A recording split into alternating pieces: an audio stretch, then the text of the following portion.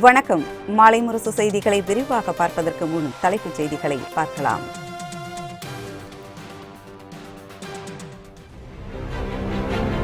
காஷ்மீர் எல்லையில் உள்ள பாகிஸ்தான் தீவிரவாத முகாம்கள் மீது தாக்குதல். புல்வாமாவில் சிஆர்பிஎஃப் வீரர்கள் உயிரிழப்புக்கு இந்திய விமானப்படை பதிலடி.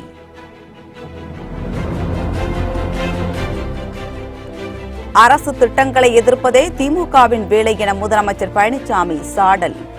எத்தனை எதிர்ப்பு வந்தாலும் அத்தனை திட்டங்களையும் நிறைவேற்றுவோம் என உறுதி. தலைமை பொறுப்பேற்க தகுதியில்லாதவர் ஸ்டாலின் என செங்கோட்டையன் விமர்சனம். குழப்பத்தில் உளறி திரிவதாக அமைச்சர்கள் காமராஜ், கருப்பண்ணன், பாண்டியராஜன் தாக்கு. கோடையில் மின்சாரம் தடையின்றி கிடைக்க நடவடிக்கை எடுக்கப்பட்டுள்ளதா என தமிழக அரசுக்கு ஹைகோர்ட் கேள்வி. மார்ச் 18ஆம் தேதிக்குள் மின்வாரிய தலைவர் பதிலளிக்க வேண்டும் எனவும் உத்தரவு.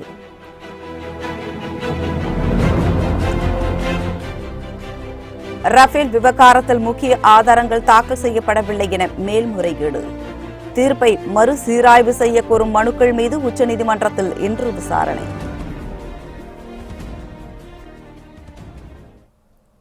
இனி விரிவான செய்திகளை பார்க்கலாம். 44 சிஆர்பிஎஃப் வீரர்கள் உயிரிழப்பிற்கு பதிலடியாக காஷ்மீர் எல்லையில் உள்ள பாகிஸ்தான் தீவிரவாத முகாம்கள் இந்திய விமானப்படை அதிரடி தாக்குதலில் அழிக்கப்பட்டன. காஷ்மீர் புல்வாமாவில் ஜெய்ஷ்-இ முகமது தீவிரவாத அமைப்பு நடத்திய தாக்குதலில் 44 சிஆர்பிஎஃப் வீரர்கள் உயிரிழந்தனர். இந்த தாக்குதலுக்கு தக்க பதிலடி தர வேண்டும் என நாட்டில் அனைத்து தரப்பு மக்களும் வலியுறுத்தி வருகின்றனர். காங்கிரஸ் உட்பட அனைத்து கட்சிகளும் இதே கோரிக்கையை வலியுறுத்தி மத்திய அரசு எந்த நடவடிக்கை எடுத்தாலும் ஆதரவளிப்பதாக தெரிவித்துள்ளன. பிரதமர் மோடி, மத்திய உள்துறை அமைச்சர் ராஜ்நாத் சிங் உள்ளிட்டோர் நிச்சயமாக இந்திய தரப்பிலிருந்து தக்க பதிலடி தரப்படும் என்றும் உறுதியளித்துள்ளனர். இந்த நிலையில் காஷ்மீர் மாநிலம் எல்லைப் பகுதியில் இருந்த தீவிரவாத முகாமை இந்திய விமானப்படை குண்டு வீசி தாக்கி அழித்து அதிகாலை 3:30 மணிக்கு தீவிரவாத முகாமை 12 மிராஜ் 2000 ரக போர் விமானம் மூலம் இந்திய ராணுவ படை அழித்தது. 1000 கிலோ எடையுள்ள வெடிப்பொருட்களை வீசி காஷ்மீர் புல்வாமா தாக்குதல் சம்பவத்திற்காக இந்திய விமானப்படை பழி தீர்த்தது. எல்லையில் பதற்றம் நீடித்து வரும் நிலையில் இந்திய ராணுவத்தின் இந்த அதிரடி நடவடிக்கையை நாட்டு மக்கள் வரவேற்றுள்ளனர்.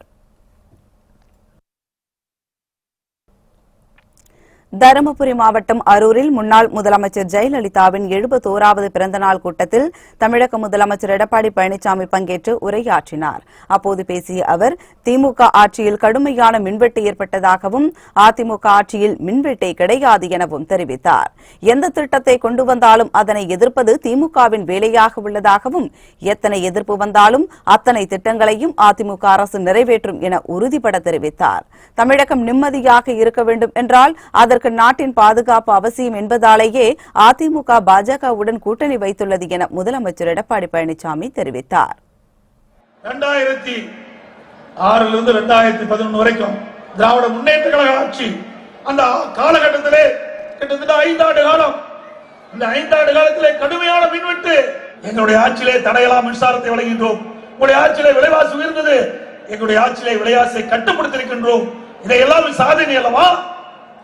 குடும்ப அரசியல், குடும்ப ஆதிக்கம் திமுக தலையோங்கி இருக்குது. நீங்கள் ஏற்றுக்கொள்கிறீர்களா? கருணாநிதி, ஸ்டாலின், உதயநிதி, கனிமொழி, இப்படி இப்படித்தான் வர முடியும், வேற எவரும் வர முடியாது. ஸ்டாலின் தளபதியாக இருப்பதற்கு தகுதியானவரை தவிர தமிழகத்திற்கு தலைமை பொறுப்பேற்க தகுதி இல்லாதவர் என அமைச்சர் செங்கோட்டையன் தெரிவித்துள்ளார். திருப்பூரில் முன்னாள் முதலமைச்சர் ஜெயலலிதாவின் 71வது பிறந்தநாள் விழா அதிமுக சார்பில் கொண்டாடப்பட்டது. இதில் 7100 பேருக்கு நலத்திட்ட உதவிகள் வழங்கும் நிகழ்ச்சி நடைபெற்றது. இதில் பள்ளிக்கல்வித்துறை அமைச்சர் செங்கோட்டையன் கலந்து கொண்டு உரையாற்றினார். அப்போது பேசிய அவர், திருப்பூர் துறைமுகத்தை விரிவுபடுத்த போகிறேன் என ஸ்டாலின் பேசியிருப்பது தனக்கு வேடிக்கையாக உள்ளதாக தெரிவித்தார். 400 கிலோமீட்டருக்கு அப்பால் கடல் உள்ள நிலையில் திருப்பூரில் உள்ளவர்களுக்கு துறைமுகத்தை விரிவுபடுத்த போகிறேன் என்று ஸ்டாலின் பேசுகிறார். இது சாத்தியமா என்பதை எண்ணி பார்க்க வேண்டும். மு.க. ஸ்டாலின் தளபதியாக இருக்க தகுதியானவரை தவிர தமிழகத்தின் தலைமை பொறுப்புக்கு தகுதியற்றவர் என செங்கோட்டையன் தெரிவித்தார். திருப்பூர்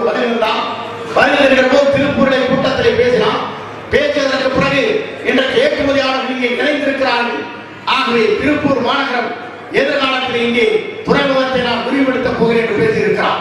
இது வேடிக்கையாக இருக்கிறது. நான் ஏன்னு சொன்னால் 400 கிலோமீட்டருக்கு அப்பால் இருக்கிற கடல் இங்கே இருக்கிறோம்.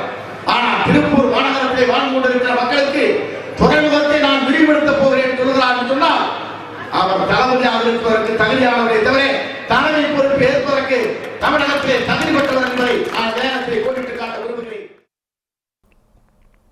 திமுக தலைவர் மு.க. ஸ்டாலின் குழம்பி போய் உள்ளதால் புலம்பி வருவதாக அமைச்சர் காமராஜ் விமர்சித்தார். திருவாரூர் மாவட்ட ஆட்சியர் அலுவலகத்தில் செய்தியாளர்களிடம் பேசிய அவர் அதிமுக கூட்டணிதான் மெகா கூட்டணி என்றும் வரும் தேர்தலில் அதிமுக தலைமையிலான கூட்டணி அனைத்து இடங்களிலும் வெற்றி பெறும் என்றும் தெரிவித்தார். அதிமுக கூட்டணி என்பது வலுவான கூட்டணி. அதனாலதான் எதிர்கட்சி தலைவர்கள் புலம்புகிறார்கள். அது குழப்பமாக தான் எடுத்துக்கொள்ளாமல் தவிர குழம்பி போயிருக்கிறார்கள், குழம்பி கொண்டிருக்கிறார்கள். எங்களை பொறுத்தவரை தெளிவாக இருக்கிறோம். எங்களுடைய கூட்டணி மெகா கூட்டணி. இந்த கூட்டணி மிகப்பெரிய வெற்றியை பெறப்போகிறது. வருங்காலத்தில் அனைத்து அண்ணா திராவிட முன்னேற்ற கழகத்தின் தலைமையில் தமிழகத்தில் அமைந்திருக்கிற இந்த கூட்டணி என்பது மிகப்பெரிய வெற்றியை. ஸ்டாலின் தான் எங்கு இருக்கிறோம் என்பது தெரியாமலேயே ஜப்பானில் துணை முதலமைச்சர் என்றும் திருப்பூரில் இருந்து துறைமுகத்திற்கு கப்பல் விடுவேன் என்றும் குழப்பத்தில் கூறிக்கொண்டிருப்பதாக அமைச்சர் கே.சி. கருப்பண்ணன் தெரிவித்தார்.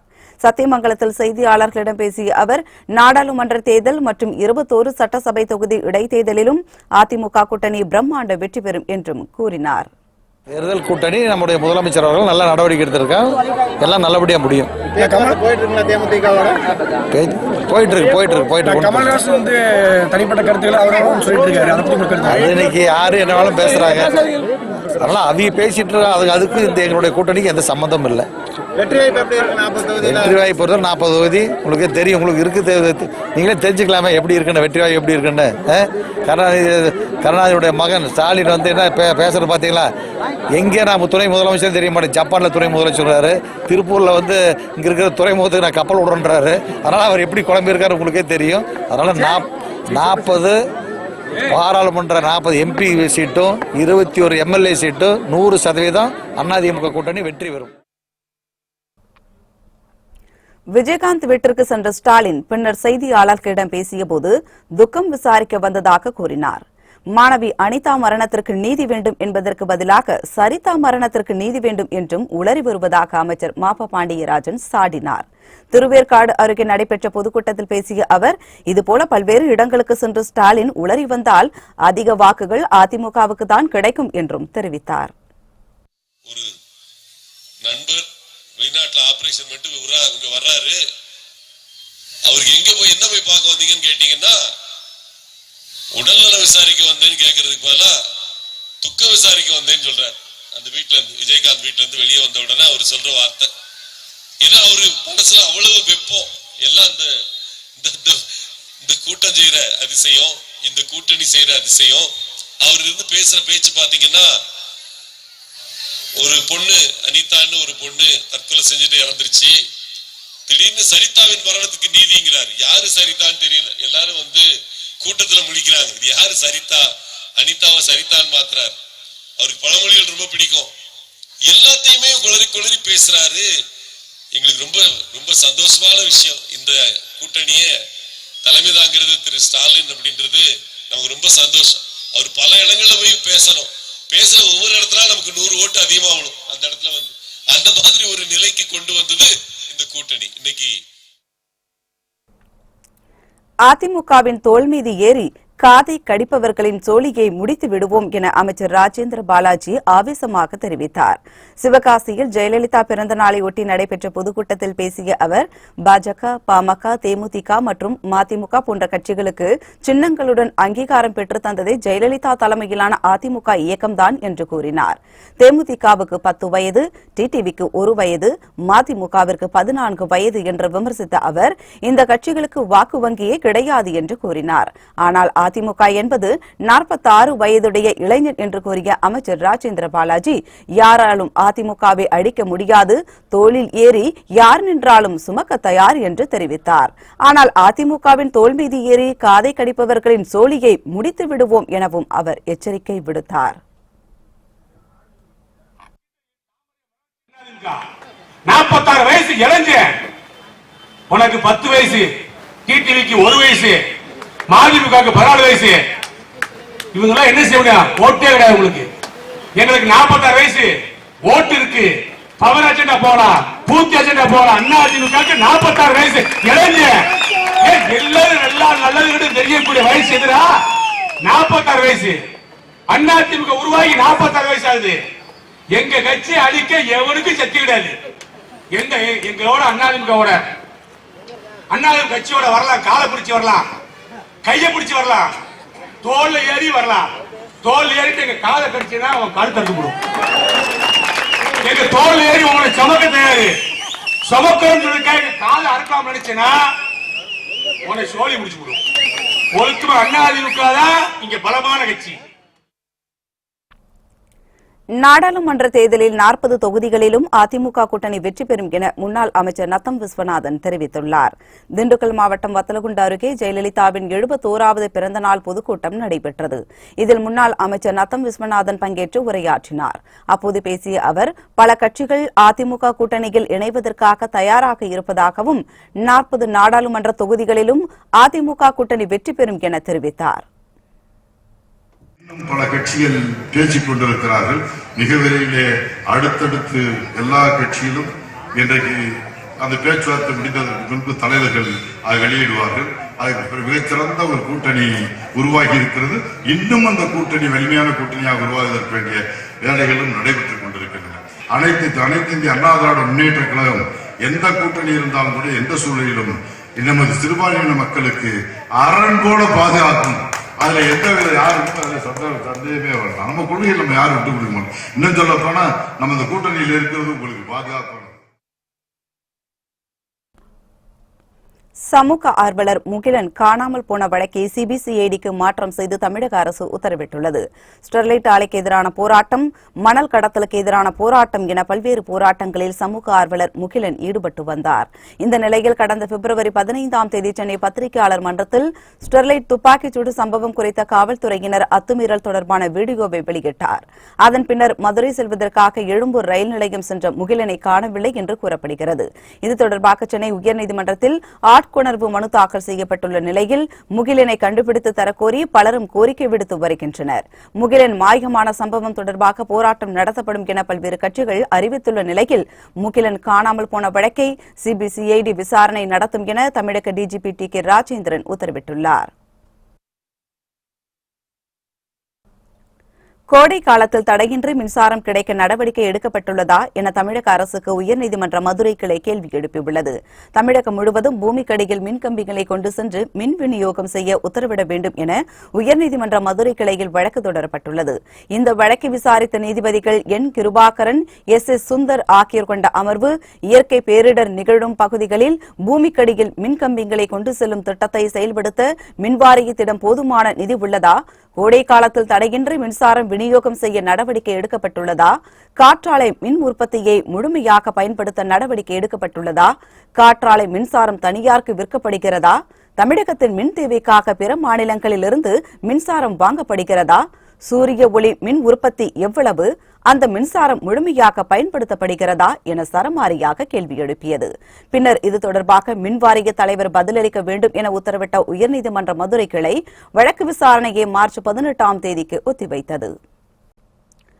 புல்வாமா தாக்குதலில் உயிர் நீத்தவர்களின் ரத்தத்தில் பிரதமர் மோடி அரசியல் செய்வதாக மேற்குவங்க முதலமைச்சர் மம்தா பானர்ஜி குற்றம் சாட்டினார். திரிணாமுல் காங்கிரஸ் கட்சியின் மையக்குழு கூட்டம் கொல்கத்தாவில் நடைபெற்றது.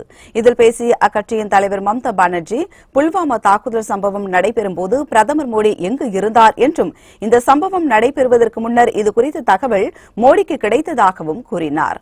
ராணுவ வீரர்களின் ரத்தத்தில் அரசியல் செய்ய வேண்டாம் என்றும் மம்தா பானர்ஜி எச்சரித்தார்.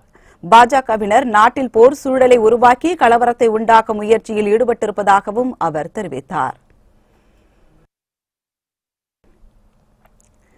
கங்கையில் நீராடுவதால் செய்த பாவம் தீராது என பிரதமர் மோடியை பகுஜன் சமாஜ் கட்சி தலைவர் மாயாவதி விமர்சித்துள்ளார்.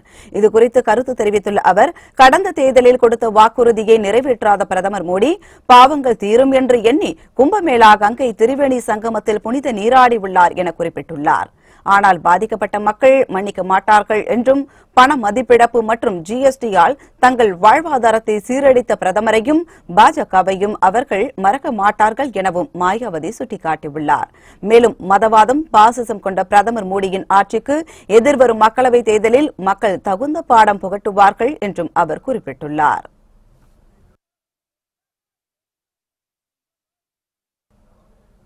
விசாகப்பட்டினம் அருகே தொழிற்சாலையில் வைக்கப்பட்டிருந்த ஆல்கஹால் கழிவை குடித்த 4 பெண்கள் உட்பட 7 பேர் பரிதாபமாக உயிரிழந்தனர். ஆந்திர பிரதேச மாநிலம் விசாகப்பட்டினத்தில் உள்ள உப்பாரா காலனி மற்றும் பெடகண்டிதா நகர் உள்ளிட்ட பகுதிகளில் கிருமி நாசினிகள் தயாரிக்கும் தொழிற்சாலைகள் இயங்கி வருகின்றன. இந்நிலையில் அப்பகுதியில் உள்ள தொழிற்சாலையில் ஆல்கஹால் கலக்கப்பட்ட நாசினிகள் பிளாஸ்டிக் பேரல்களில் வைத்திருந்தனர். அப்போது அங்கு வந்த சிலர் ஆல்கஹால் என நினைத்து கழிவுப் பொருளை அருந்தியுள்ளனர். கழிவை அருந்திய சிறிது நேரத்திலேயே அனைவரும் மயங்கி விழுந்துள்ளனர். இதனையடுத்து தொழிற்சாலையில் இருந்த ஊழியர்கள் அனைவரும் மீட்டு மருத்துவமனைக்கு அனுப்பி வைத்தனர். இதில் 4 பெண்கள் உட்பட 7 பேர் சிகிச்சை பலனின்றி பரிதாபமாக உயிரிழந்தனர். மேலும் சிலர் கவலைக்கிடமான நிலையில் மருத்துவமனையில் சிகிச்சை பெற்று வருகின்றனர். இச்சம்பவம் குறித்து போலீசார் வழக்கு பதிவு செய்து விசாரணை மேற்கொண்டு வருகின்றனர். ரஃபேல் தீர்ப்பு மீதான மறுசீராய்வு தொடர்பான மனுக்கள் இன்று உச்சநீதிமன்றத்தில் விசாரணைக்கு வரவுள்ளது. ரஃபேல் ஒப்பந்தத்தில் நடந்துள்ள முறைகேடு தொடர்பாக நீதிமன்ற கண்காணிப்பில் விசாரணை நடத்த வேண்டும் என காங்கிரஸ் உள்ளிட்ட எதிர்க்கட்சிகள் வலியுறுத்தி வந்தன. மேலும் இந்த ஒப்பந்தம் HAL நிறுவனத்திற்கு வழங்காமல் ரிலையன்ஸ் நிறுவனத்திற்கு முறைகேடாக வழங்கியதற்கான ஆதாரங்களும் நீதிமன்றத்தில் சமர்ப்பிக்கப்பட்டுள்ளது. ரஃபேல் ஒப்பந்தம் மத்திய அரசின் கொள்கை முடிவு என்பதால் இது தொடர்பாக விரிவான விசாரணை தேவையில்லை என்று உச்சநீதிமன்றம் தீர்ப்பு வழங்கியது. இதற்கு எதிர்ப்பு தெரிவித்து ML சர்மா, வினித் தண்டா, யஷ்வந்த் சின்ஹா, பிரசாந்த் பூஷன் உள்ளிட்ட பலர் தீர்ப்பிற்கு எதிராக மறுசீராய்வு மனுக்களை தாக்கல் செய்தனர். இந்த மனுக்கள் மீதான விசாரணை இன்று நடத்தப்படும் என உச்சநீதிமன்றம் அறிவித்திருந்தது. இந்நிலையில் இந்த வழக்கு தலைமை நீதிபதி ரஞ்சன் கோகாய், நீதிபதிகள் KM ஜோசப், SK கவுல் ஆகியோர் அடங்கிய அமர்வு முன்பு இன்று காலை விசாரணைக்கு வரவுள்ளது. புல்வாமா தாக்குதலை அடுத்து இந்திய விவசாயிகள் காய்கறி ஏற்றுமதியை நிறுத்திவிட்டதால் பாகிஸ்தானில் விண்ணை முட்டும் அளவிற்கு காய்கறிகள் விலை உயர்ந்துள்ளது. புல்வாமா தாக்குதலுக்கு பதிலடி கொடுக்கும் வகையில் பாகிஸ்தானுக்கு காய்கறிகள் ஏற்றுமதி செய்து வந்த மத்திய பிரதேசம் மற்றும் டெல்லி மாநில விவசாயிகள் ஏற்றுமதியை முற்றிலும் நிறுத்தியுள்ளனர். இதன் காரணமாக பாகிஸ்தானில் காய்கறிகள் வரத்து வெகுவாக குறைந்துள்ளது. இதனையடுத்து பாகிஸ்தானில் தக்காளியின் விலை கிலோ 250 ரூபாயாக உயர்ந்துள்ளது. மேலும் சிவப்பு மிளகாய் 300 ரூபாய்க்கும், பச்சை மிளகாய் கிலோ 160 ரூபாய்க்கும், இஞ்சி 150 ரூபாய்க்கும், கத்திரிக்காய், வெண்டைக்காய் தலா 110 ரூபாய்க்கும், வெங்காயம் 90 ரூபாய்க்கும், உருளைக்கிழங்கு 70 ரூபாய்க்கும் விற்கப்படுகிறது. இந்திய விவசாயிகளின் ஏற்றுமதி நிறுத்தத்தால் காய்கறிக்காக அந்நாட்டின் தீவிரவாத அமைப்புகள் மீது நடவடிக்கை எடுக்கும் நெருக்கடியான நிலைக்கு பாகிஸ்தான் அரசு ஆளாக்கியுள்ளது குறிப்பிடத்தக்கது.